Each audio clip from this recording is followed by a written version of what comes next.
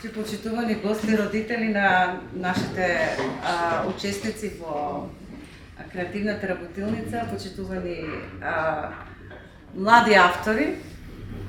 Значи, добре дојдовте на завршниот настан со третиот поред проект Креативна работилница. Нас не е многу драго што еве по трет пат имаме група деца што успева од некои невозможни комбинации и провокации што им ги даваме на првите часови кога почнува креативната работилница да создадат нешто што вреди. Ќе имате понатаму можност да прочитате вашите завршни текстови. Сега ќе го поканам директорот на библиотеката да ве поздрави, затоа што настанот е во организација на нашата градска библиотека.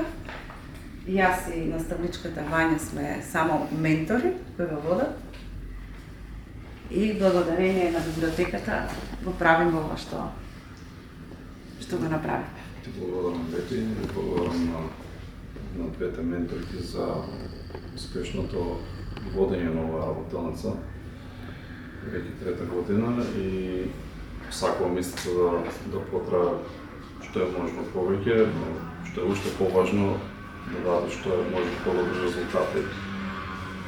Сега тоа резултати е веќе поинаква категорија кога станува збор за естетиката, меѓутоа за нас е од клучна важност пред се учениците, без разлика на нивната возраст, први да пројават интерес за своја собствена креативна експресија и реализација, а потоа истите и да ја надградуваат, што верувам дека е интересен начин остварен и во оваа работилница.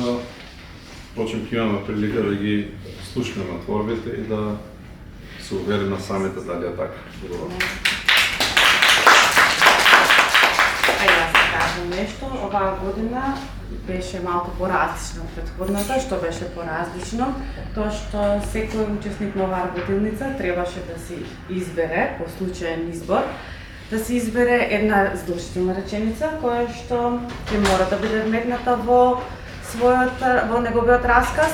Понатаму мора да има лик, но ликот не било како да се го измисли, туку ние им дадовме со неколку замки, неколку необични ликови, место каде што ќе се случува, време и да има необичен предмет. Сето тоа. Почетна реченица. Да, и почетна реченица со која што ќе мора да започне тој расказ.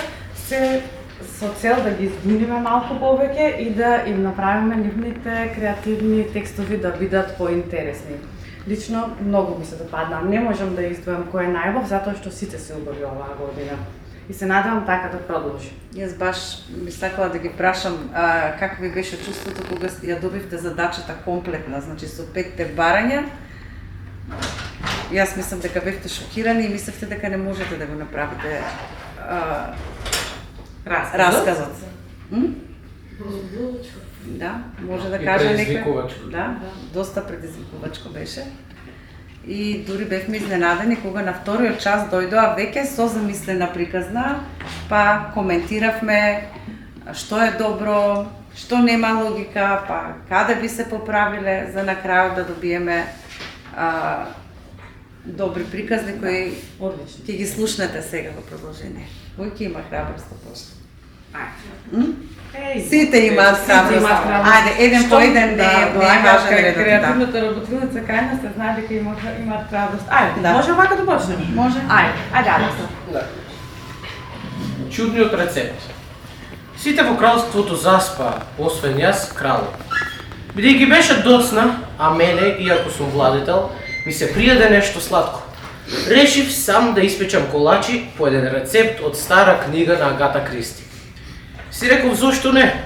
Крал може да владе, ама и да занеси тесто. Сакав колачи не само за себе, туку и за утрешните посетители на мојот дворски музеј. Во рецептот стоеше дека треба да се стави и нитрозен оксид. Не знаев што е тоа, па ја разбудив мојата керка, принцеза, која се занимава со хемија и има своја лабораторија. Таа полусонлива извади шише како спреј, прсна во смесата и се врати во своите кралски одеи. Колачите прво беа зелени, па црвени. Тоа е сигурно некоја тајна на Агата Кристи, си помислив, ги наредив во златен тањер и си легнав. Следното утро ја облеков мојата умилена кралска јакна со неонски детали и седнав во големиот хол на музеот. Чекајќи ги гостите, вклучив TikTok, а од оркестарот во позадина свираа моите умилени бендови. Кога дојдоа гостите, ги пречекав свечено и најпрво ги почестив со моите мистериозни колачи. Беа воодушевени, но набрзо почна да се смеат неконтролирано. Едниот гост рече: "Ваше височество, ова е најзабавната аудиовизуелна тура што некогаш сум ја доживеал. Експонатите буквално летаат." Јас се зачудив, но веднаш влезе принцезата и извика: "Тато, па сите се под дејство на нитрозен оксид. Тој газ предизвикува смеење и халуцинации." Гостите се држеа за стомаците од смеење, а јас си реков: "Крал сум, ама изгледа не сум баш крал на колачите." Среќа што ефектот брзо помина. Сите си заминаа на смеање, но ми рекоа: "Ваше височество, следниот пат почестете не со кралски бомбици или штрудла, без хемија." А јас им реков сега да ви кажем еден виц. Зошто компјутерот отишол на диета? Бидејќи се преполнил со колачи. Така научив една важна поука. Крал можам да бидам безброј пати, ама готвач само ако ги знаеш состојките. И така моето владење продолжи, а рецептот на Агата Кристи го вратив таму каде што му е местото, во библиотеката, а не во кујната.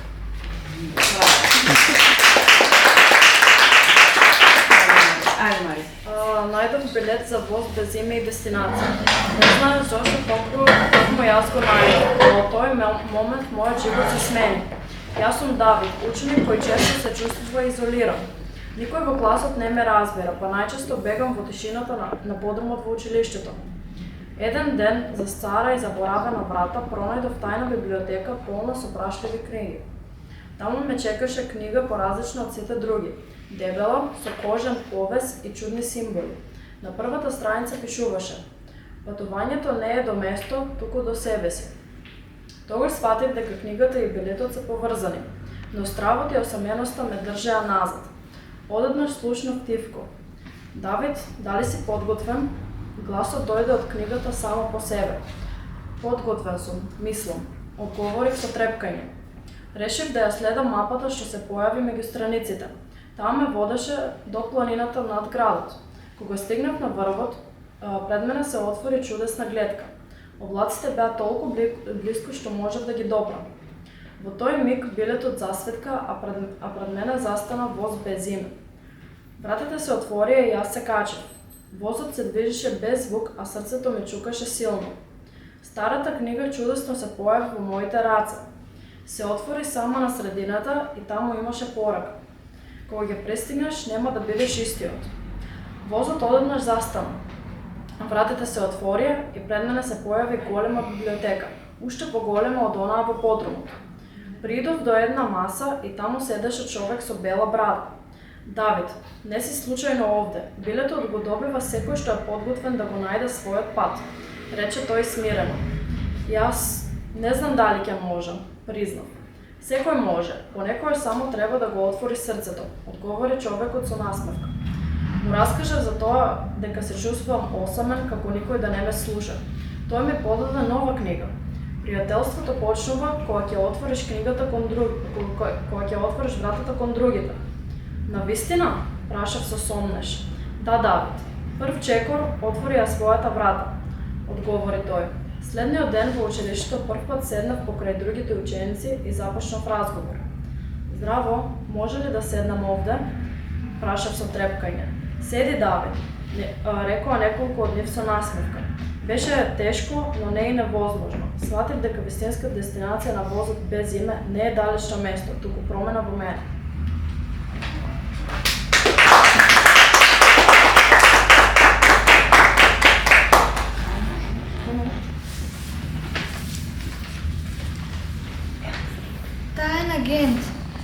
моите очи почнаа да гледаат во други бои, па светот ми се отвори на сосема нов начин. Токму затоа станав таен агент. Моја задача беше да ја најдам најскапоцената украдена грамофонска плоча, токаш што ќе ме донесе до слава и признание. За да стигнам до неа се вработив во еден бутик како продавач на елегантна облека. Не ми беа важни парите, туку информациите што можев да ги собирам од купувачите и од просторот околу мене. Некое чувство ми велеше дека токму тука во продавницата се крие тајната. Еден ден, за време на паузата, додека пребарував наоколу, здогледав голема скриена врата во десниот агол. Се подготвив и приидов, но од сенката се појави црната мачка Матилда, милиничката на газдарицата. Не беше сама, целиот бутик беше полн со мачки, повеќе од 40. Мрррр, се изнапречи Матилда, блокирајќи ми го патот. Цела недела не се осмелував повторно да се доближам.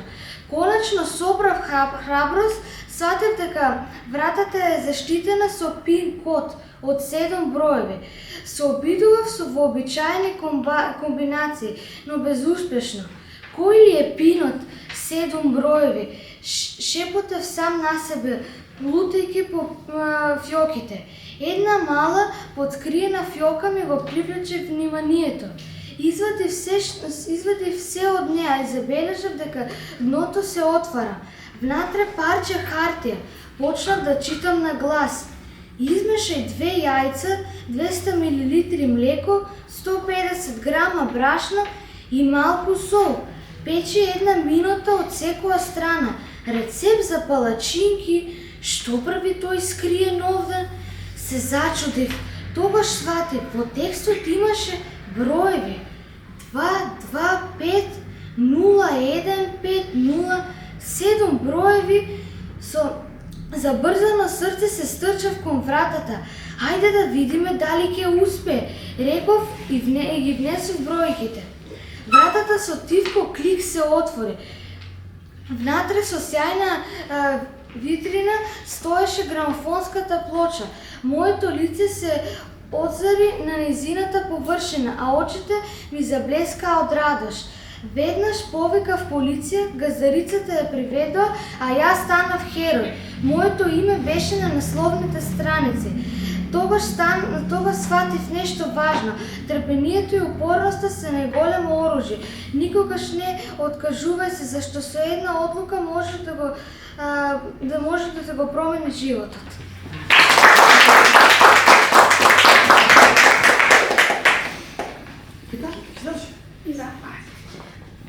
Научив да зборувам со облаците, научив да зборувам со инсектите, научив да зборувам и со учениците од кои се хранев.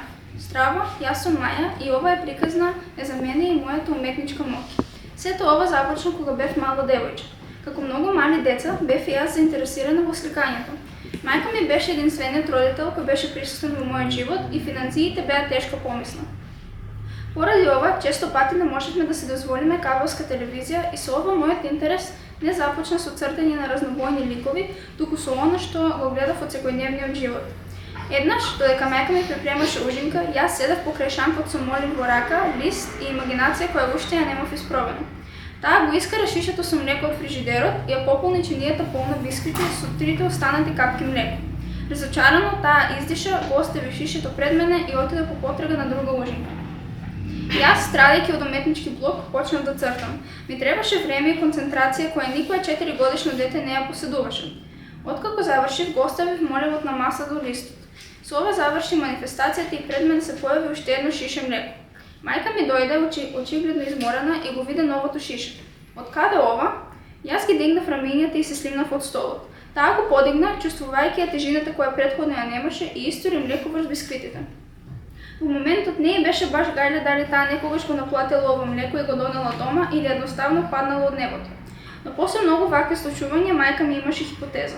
Таа почна да ја тестира мојата способност најпрво со намирници и разни продукти кои ни требаа во секојдневниот живот, со цел да не даде скршен денар. За прв пат во мојот живот мајка ми имаше време за мене, бидејќи не и требаа вишок смени за да ги купи сите мои потреби. Бев среќна и со задоволство сликав како животот ми влијаеше врз тоа. Но кога велам дека зборував со сите тие неживи примери, сакам да кажам дека често децата додека сликаат знаат да додадат свои визии врз цртежите. Како например, очи и насмевка на сонцето, музички ноти до клунот на врапчето, околу 6 прсти на една човечка рака и така натаму. Јас не бев нешто различно. Им давав мој личен акцент на намирниците за неделата и на тој начин им давав живот и комуницирав со моите креации. Вака пак, метафорично кажано, убивав 2 птици со еден камен. Решив да го цртам тоа што мислев дека не можев и ја олеснував работата на мајка ми, но изумив на едно многу мало нешто. Една ден мајка ми стави лист хартија пред мене и рече да нацртам 3 домати, па ја напушти собата и продолжи да готви во куњата. Јас се фатив за работа и за кратко доматите така речено паднаа од небо. Додека цртав се затресав од студената зима во Чикаго и го свртев вниманието кон отворениот прозорец. Гледајќи во него ја приметив и поежината на малиот пајак во ќошето на прозорецот. Се насмеав, па погледнав пак во мојот лист и несмесно почнав да го цртам пајакот што го видов, но со моја визија. 100 пати поголем од мотивот и со големи црвени очи. Мислам дека е лесно да се погоди до што доведе мојата идеја. Пајакот се манифестираше пред мене и почна да се качува по мебелот. Кога мајка ми влезе во собата да ги земе доматите, сценарието не ѝ се допадна толку колку што ми се допаѓаше на мене. Јас имав насмевка од уво до уво, а таа вибрација од крајник до крајник поради викањето. Ме фати за раката и ме завлече кон неа. Маја, што не мислеше? Во тој момент ја изгубив насмевката и сватив само во колку опасна ситуација се доведов себе си и мајка ми. Стоев здрвена настрана додека мајка ми маваше сепом пајакот, но тоа повеќе го налутуваше. Мајка ми колку и да пливаше во страв се свести и ми рече да се сокрием позади незе. Јас ја послушав и обзервирав од страна додека таа стресно разгледуваше низ нејзините околности со цел да најде нешто што би го убило пајакот. Но, по потрага на тоа го здогледа мојот лист и мојата креација. Без да размисля, го грабна и почна да го кине на милион парчиња и како што се појави пајакот, така и исчезна, само што со него ги зема и доматите на мајка ми. Таа издише кога ги виде остатоците во форма на пепел и погледна во мене како ова да е секојдневно случување. Ода ја метлата. Всушност, колку и да сакаше да ми се лути, на крајот од денот бев 4 годишно дете оставено само, без супервизија и мок посилно од мене од тоа што го знам. Едноставно можеше само да ми ја забрани слободата на имагинација, што во моментот не звучеше како крајот на светот, но по извесно време кога сватив дека не можев да му додадам нос на кромедот или дошлив облак врз колата, видов само колку бев ограничена во изведување на моите драги глупости. На некој начин ова беше моето прво кршење на срцето. Секако дека протестирав и гладував поради тоа, ама стоев сврсто за тоа што го ценов и е мој. На мајка ми и падна жал, па стигнавме до некој компромис. Се согласивме дека можев да сликам се што сакам, но доколку мојата креација доведе до мојата опасност или опасноста на тие околу мене, тогаш веднаш ќе мора да го сокинам листот. А за потребите во домот, мајка ми почна да ги собира сите листови во кои имав нацртано состојки и домакински средства и ги внесе во дневник за хефтени заедно. Нонстоп закачувавме листови, сите со своја бројка, која мајка ми ги користише за да ми покаже што всушност требаше да нацртам, без да има големо напуштување во светот на бајките. На корицата на дневникот беа обележени сите страни со нивните продукти и број на код. На прва страница леп, на втора сјај за сјадови и така натаму. Идејата беше совршена и се државме под строг конец пред да биде повикана полиција и да биде лав со ролерки во нашата дневна соба. Секако никој не знаеше за мојата способност и беше прилично лесно да се сокрие. Колку повеќе растев, толку повеќе го губев детското око и полесно се воздржував да не нацртам ботскиот кактус на перниците.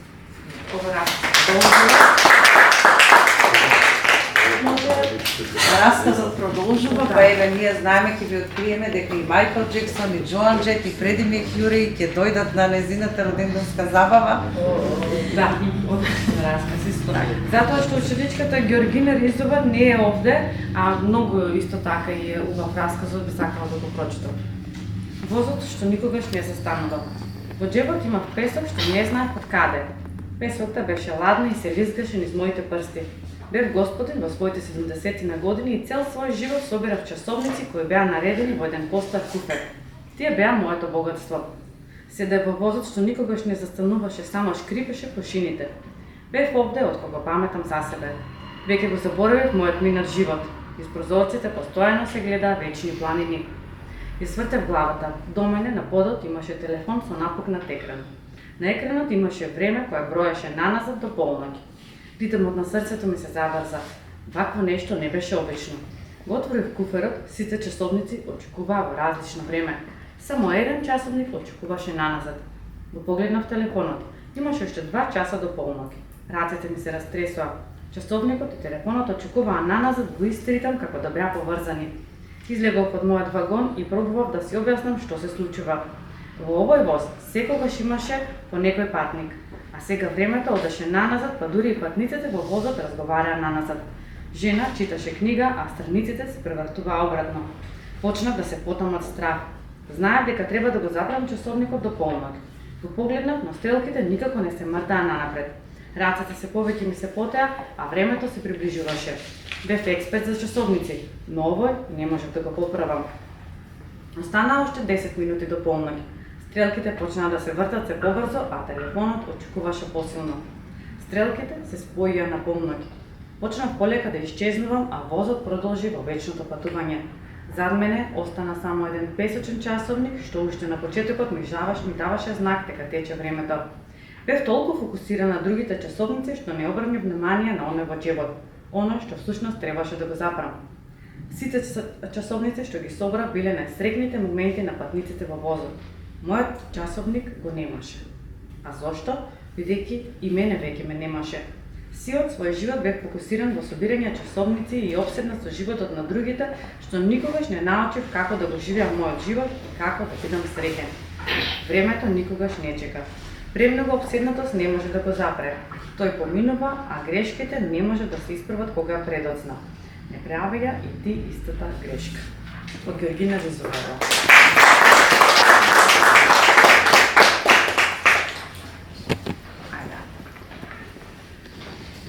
Нејзиното име се појави на небото. Големиот екран на плоштадот блескаше, а под рефлекторите стоеше сцената за свеченото отварање на новиот проект. Публиката возбудено чекаше. Кога зборовите "Добре дојде назад, Олга" светнаа на екранот, младите се загледаа збунето. Која е ова? Шепотеа едни на други. Одалеку се слушна бучава на мотор. Најпрво сите помислеа дека доаѓа некој познат гостин, но наместо тоа пристигна стара жена со кацига и долг црн фустан. Храбро се качи на сцената, извади кацигата и со скриена насмевка му ја подаде на еден од организаторите што стоеја до неа да ја причува. Организаторите се намуртија. Не беше вака договорено. Ние најавувавме нова ера, нервозно прошепоти еден од нив. Не беа најсрекни да ја поканат затоа што најавуваа нова ера во градот, поточно градење на модерен трговски центар на местото на старата библиотека. Оваа за многумина беше стара зграда, но за Олга вистинска историја на градот. Знаеше дека библиотеката чува документи, фотографии и книги кои потсетуваа дека напредокот не се прави со поништување и заборавање, туку со негување и труд. А што ќе правите со минатото? Праша Олга гордо, па ја стави на очите чудесната направа, магичните очила за виртуелна реалност. На големиот екран одеднаш оживеа слика. Старата библиотека полна со деца, професори, мирис на хартија, радост на лицата. Една мачка лежеше свиткана како топка со опашка преку носот и мирно дремеше на прозорецот, како нем сведок на времето. Во публиката се крена врево. Погледнете, таа зграда не е само цигли и прашина, извика еден студент. Тоа е нашата историја, додаде девојка во првиот ред. Организаторите се обидоа да ја вратат програмата. Драги сограѓани, трговскиот центар ќе донесе напредок, но младите почнаа да скандираат. Не сакаме центар, вратете ја библиотеката. Неколкумина дури се качија на сцената и застанаа покрај Олга. Таа насмевната им рече: "Ете, јас сум стара, ама вие сте иднината. Ако вие кажете стоп, тогаш никој проект не може да продолжи." Организаторите, преплашени од протестот, беа принудени да се повлечат, а Олга, таа само ги тргна виртуелните очила, ја намести јаката на фустанот и рече: "Ај сега Боза на сметка на баба." Присутните избувнаа во смеа и аплауз. Библиотеката остана, подоцна некој ја обновуваа, младите внесоа технологија и нов живот во неа. Сите сватеа дека вистинската иднина не се гради со бришење на минатото, туку со негово зацврстување.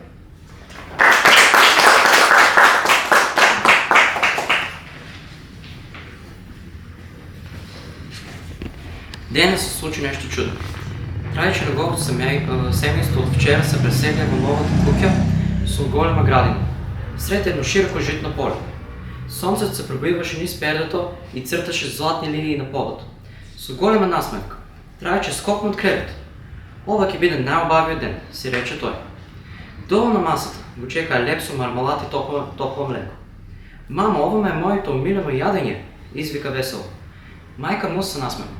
Знам, Трајче, затоа ти го подготвив. Јади и поиди да ја запознаш новата околина. Трајче беше дете кој отсекогаш се смееше на цел глас и имаше најсилната смеа во светот. Појаде и веднаш излезе надвор. Седна на земјата крај житото и уживаше во погледот кон сонцето и птиците што кружеа горе. Одеднаш од житото искокна мало златно кученце. Опа, ти си мој нов пријател, си израдува Трајче. И почна да трча по него. Но кученцето се исплаши и побегна назад во житото. Трајче се смееше и трчаше по него без да внимава каде оди. Житото светкаше на сонцето, а тој само окружеше. Додека не забележа дека кучето исчезнало. Каде си? Дојѓај, нема да се криеш, повика. Се обиде да се врати, но свати дека не знае во која насока е куќето. Житото беше превисоко и ништо не се гледаше. Изгледа се изгубив, си рече тој, со насмевка. Иако срцето му затрепери од страв. Во меѓувреме, мајка му дома меташе тесто со дрвена лажица, а татко му погледнуваше низ прозорецот. Каде е Трајче? Долу го нема, загрижено рече. Може би се игра во градината. Се обиде да се утеши мајката, но и таа почна да се плаши. Трајче одамна веќе талкаше низ житото, се обидуваше да трча назад, но само уште повеќе се губеше. Уморен и потишен, седна на земјата и погледна кон небото. Се сети на нешто. Јас си имам најгласната смеа на светот. Ако татко ми ме слушне, и почна да се смее. Силно од срце, така што целиот воздух одигна од неговиот глас. Татко му, стоејќи на тремер, одеднаш запред. Ова е моја Трајче, само тој така се смее. Извика и трчна кон житото. Се водеше по смеа, се додека него догледа синот. Ело, синко, те барав насекаде. Го прегребна со улеснување. Јас само трчав по едно кученце, ама потоа се изгубив, со насмевка одговори Трајче. Двајцата исплашени, но среќни се вратија дома. Мајката веќе ја погодуваше вечерата на масата. Имаше топло леб, сирење и сладко. Трајче, гризнувајќи од лебот, си помисли. Денес научив нешто важно. Кога ќе се изгубиш, никогаш не губи надеж. Насмевката и смеата секогаш ќе те најде патот назад. Добро.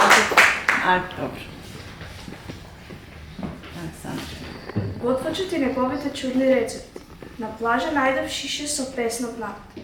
Иако повеќето луѓе ќе го оставеа да плови со брановите, јас го зедов и го однесов со себе. Кога го отворив, внатре имаше стихови како мала песна. Интересно, си прошепнав. Некоја тајна порака или само песна? Како и да е, ме потсетува дека животот е полн со изненадување. А јас само токму такви изненадувања барам во кујна. Јас сум готвач кој не се плаши да експериментира. Наместо во класична кујна, јас готвам во технолошка лабораторија. Просторија со модерни апарати, тегли, со зачини од разни земји и голема маса за тесто. Колегите често ми велат: ти си чуден, секогаш измислуваш нешто ново. Зошто не правиш нормална супа или сарма? А јас се смеам и им одговарам. Затоа што нормалното секој може да го направи. Јас сакам да откриам вкус што никој не го проба. Еден ден, додека измислував ново јадење, дојдов инструментот во аголот. Старата гитара со скината жица. Колку песни свирев на тебе. Иако сега изгледаш несовршено, сепак вредиш, си реков и ја доправ нежно. Тој ден решив да направам пита, но не обично. Наместо класично тесто ставив мешавина од чекарно интегрално брашно. Наместо едноставно сирење искомбинирав овчо, козјо и зрело кравље, а за финален допир сос што го измислив сам. Кисело млеко, копар и тајна состојка што никому не ја открив. Додека ја месев питата, ја земав гитарата. Иако звучеше тивко, без една жица ме потсети. Готвењето е како музика. Потребна е хармонија за да настане нешто убаво. Кога питата ја извадив од рената, изгледаше прекрасно. Жолта, со кора крцкава како есенски лиси. Мирисот се расшири низ целата лабораторија. На вратата задзвонија соседите. Што готвиш? Мирисе на сонце и радост. Само една чудна пита, им одговори горе. Гордоста не беше само во вкусот, туку и во тоа што создадов нешто свое. Се сетив на песната од шишето, секој рецепт, секој обите како стих. Некој ќе го разбере, некој може би не, но важно е дека е искрен и направен со љубов. Од тој ден си ветив, ќе продолжам да измислувам нови рецепти без страх од грешка. Бидејќи токму во чудните комбинации се крие најголемата креативност. И на вистина најголемата радост ја почувствував кога луѓето со насмевка ја пробаа мојата пита и рекоа: ова е навкусната песна што некогаш не ја изеде.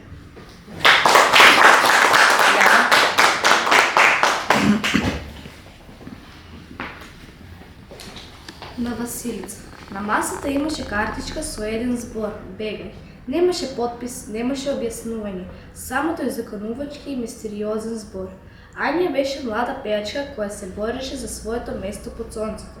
Сонуваше да стане популарна на TikTok, снимаше танци, драматични видеа, пеење, но нешто и недостасуваше. Момент која ќе ја направи вирална. Еден ден додека истражуваше за стари легенди на интернет, прочита за тајна библиотека во планината. На целото вевчини, место кое ги исполнува желбите на оние кои ќе го пронајдат. Без многу размислување тргнав сама. Патот беше долг и не беше лесен. По неколку часа искачување ја пронајде библиотеката, скриена за густите борови дрви, во стара напуштена колиба. Внатре беше полно со книги и прашина.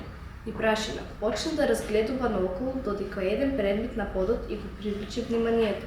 Црвени чевли со скрчени подпетици, ги допре со прстите и беа студени и прашливи. Во тој момент светлината се изгасна, мрак, тишина. Најде се слушна музика, некаде од длабочината на библиотеката се слушаше свирење. Потоа звук на тапани и подпетици кои удираа на камениот пот.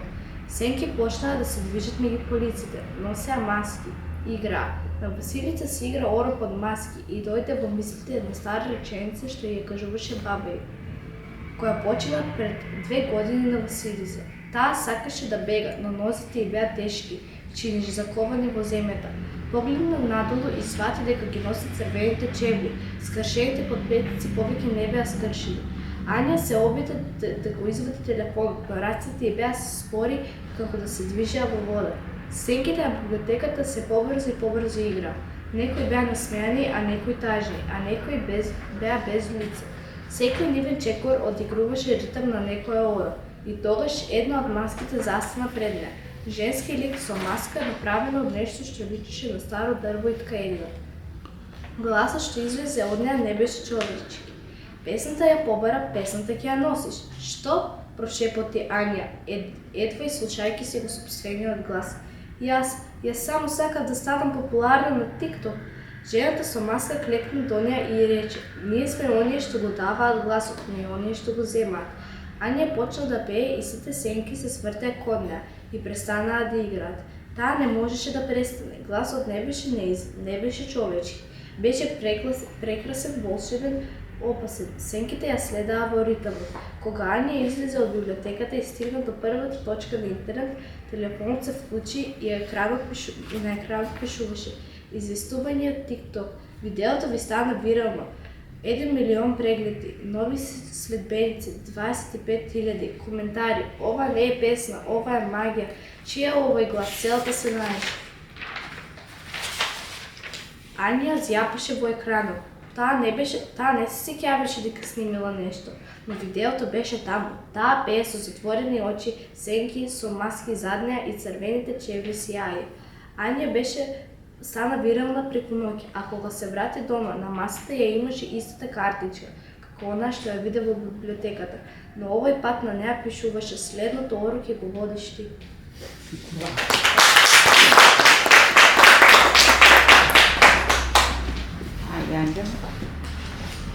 Последниот чекор во мол. Сите звуци во градот исчезнаа одеднаш. Градот замолкна. Улиците празни, без возила, без луѓе. Ни птица, ни ветер, ни тивок шепот меѓу зградите. Само еден човек стоеше во средината на градот, гордо исправен и осатен. Тоа беше револуционерот. Со неговите изнемоштени раце држеше транспарент, а на него испишани силни зборови. Тишината не значи мир, таа е само доказ дека се уште се плашиме. Очите му беа полни со тага. Знаеше дека тука веќе нема што да бара.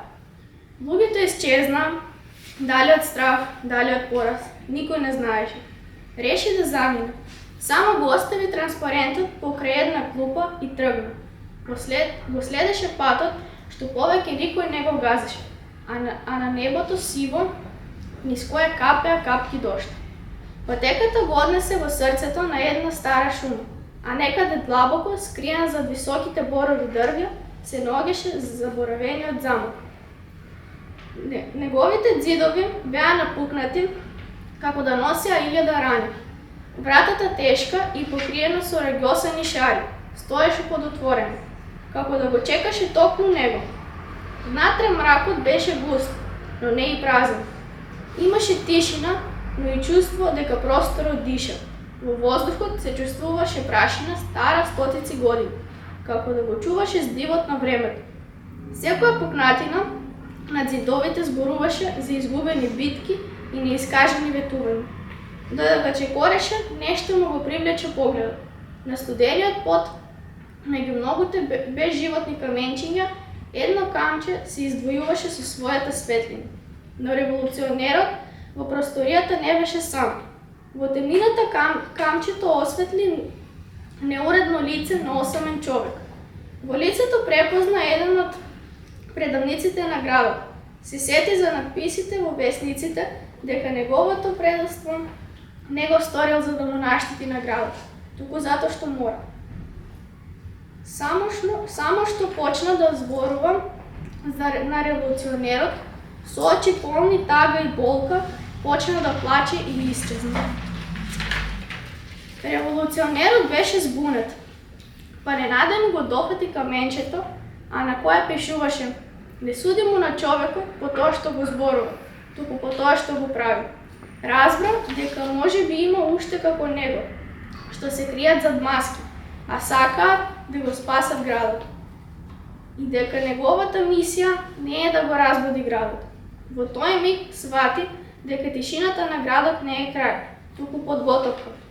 Може би токму оваа осаменост беше потребна за луѓето повторно да научат да слушаат. Не со уши, туку со срце. Кога излезе од замокот, небото веќе не беше толку сиво. Дождот престана, во далечината се слушна првиот звук, тивко, но јасно чекорење.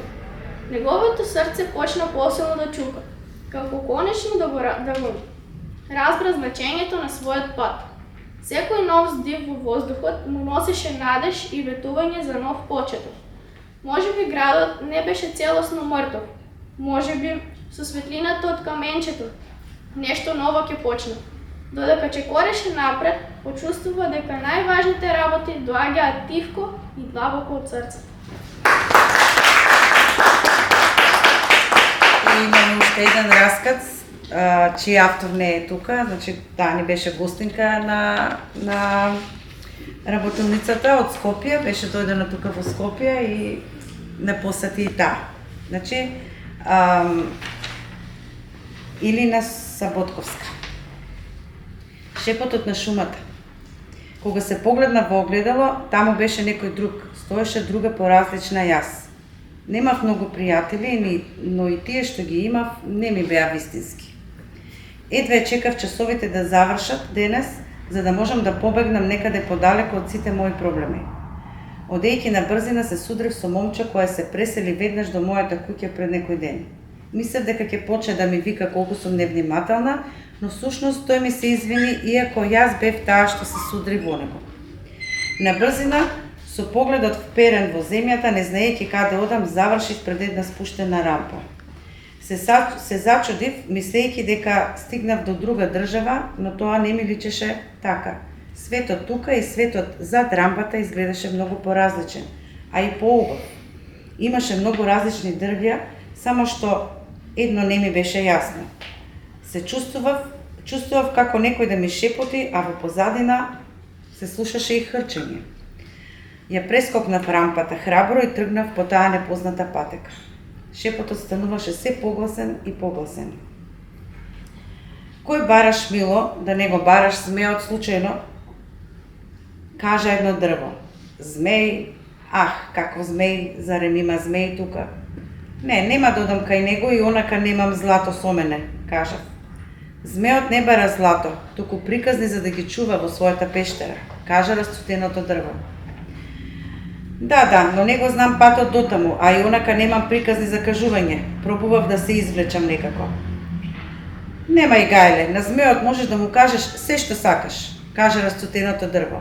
А за да стигнеш дотаму само треба да го слушаш нашиот шепот и доколку се изгубиш, викни за помош, некој од нас ќе се расцветаат со бели цветови, исто како моите ќе ти го покажат патот. Немав што да направам освен да го послушам. Почнав да одам по непознатата патека во густата шума, слушајќи го нивниот шепот, и се прашав, зошто го следам нивниот шепот кога можам да најдам пократок и полесен пат, друг пат кој може да ме однесе на друго и поубаво место. Се послушав себе си и тргнав по друг пат. Тука дрвјата изгледаа поразлични од тие што ги видов на почетокот на шумата. Наеднаш почна да ми велат. Не скршнувај, ќе го изгубиш патот до пештерата. На почетокот не ги послушав, но кога погледнав пред себе, гледав само дрвја. Така ми е кога не ги послушав, но сега како ќе го најдам вистинскиот пат?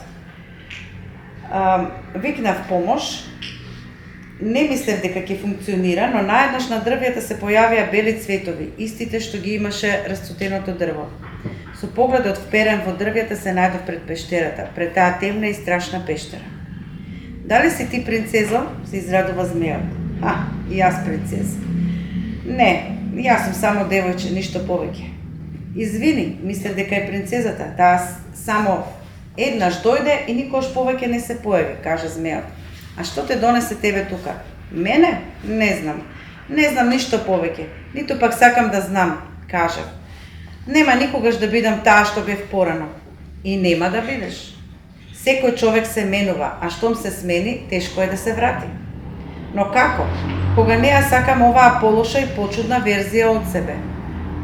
Тогаш, таа полоша и почудна верзија направија подобра и поубава верзија.